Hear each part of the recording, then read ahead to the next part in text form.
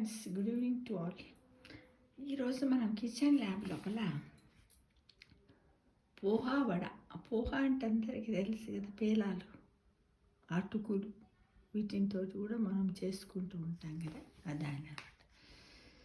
అయితే కావలసిన పదార్థాలు ఏంటంటే బియ్యం పిండి 2 స్పూన్లు, అటుకులు కప్పు, పెరుగు పావు కప్పు, అల్లం పేస్టు 1/2 స్పూను, ఉల్లి ముక్కలు 1/2 కప్పు, పచ్చిమిర్చి ముక్కలు స్పూను, కరివేపాకు రెబ్బలు 2, కొత్తిమీర తరుగు స్పూను, 1 స్పూన్ కొత్తిమీర తరుగు, ఉప్పు నూనె తగినంత తీసుకోవాలి. ఎలా చేసుకోవాలో తయారు చేసే విధానం, నీళ్ళు కూడా అవసరం కావలసినంత. ముందుగా అటుకులు నీళ్ళలో కడిగి ఒక గిన్నెలోకి తీసుకోవాలి. ఇందులో పెరుగు ఉప్పు వేసి కలిపి 10 నిమిషాలు పక్కన పెట్టాలి. ఆ తర్వాత మెత్తబడిన అటుకుల్ని ముద్దగా చేసుకోవాలి. ఇందులో ఉల్లి, మిర్చి, అల్లం పేస్టు, కొత్తిమీర, కరివేపాకు వేసి బాగా కలపాలి.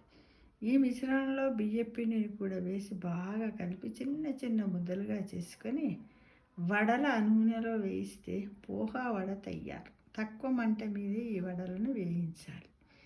దీన్ని కొబ్బరి పచ్చడి, పచ్చి కొబ్బరి పచ్చడితో కానీ, పల్లి పచ్చడితో కానీ, పుట్నాల పచ్చడితో కానీ, టమాటా పచ్చడితో కానీ తింటే చాలా టేస్టీగా ఉంటుంది. అంటే ఊరికే పోహానే చేసుకుంటే ఊరికే అదే రొటీన్ అవుతుంది కదా, ఇది కొంచెం వెరైటీగా ఉంటుంది మిత్రమా.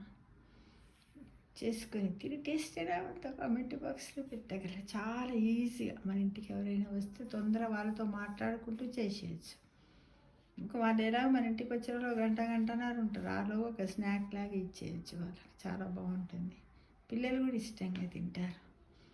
ఒకవేళ మనకు ఇలా నూనె ఆయిల్ ఎక్కువ అనిపిస్తుంది అని అంటే ఏదన్నా ఒక ఫ్రై ప్యాన్లో కొంచెం బట్టరు నూనె కలిపి దాని మీద వేసి పేనం వేడెక్కాక దాన్ని లో చేయాలి. పాన్ వేడెక్కిన తర్వాత లో చేసి మెల్లగా దాని మీద కొంచెం మూత పెట్టేస్తే చక్కగా ఉడుకుతూ ఉంటుంది అన్నమాట.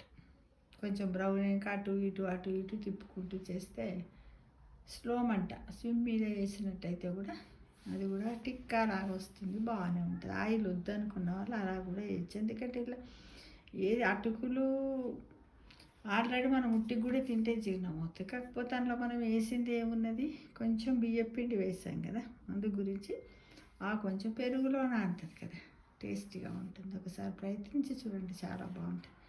నూనె వద్దనుకునే వాళ్ళు ఫ్రై ప్యాన్లో పెట్టేసుకొని చేసుకోవచ్చు. లేకపోతే ఇలా వడలాగా కూడా నూనెలో డీప్ ఫ్రై కూడా చేసుకొని తినవచ్చు. ఇది ఆరోగ్యానికి మంచిది, ఈజీగా డైజెషన్ అవుతుంది, కార్బోహైడ్రేట్స్ ఉంటాయి దీంట్లో. ఇప్పుడు మనం తీసుకున్నాం కదా ఆనియను, ఇవన్నీ కూడా అల్లం పేస్ట్, ఇవన్నీ కూడా మన హెల్త్కి మంచిది. పెరుగు కదా, ఇంకా అవసరం అనుకుంటే పుదీనా కూడా వేసుకోవచ్చు, టేస్టీగా ఉంటుంది. దీనివల్ల అలర్జీ ఇలాంటివి కూడా తగ్గిపోతాయి.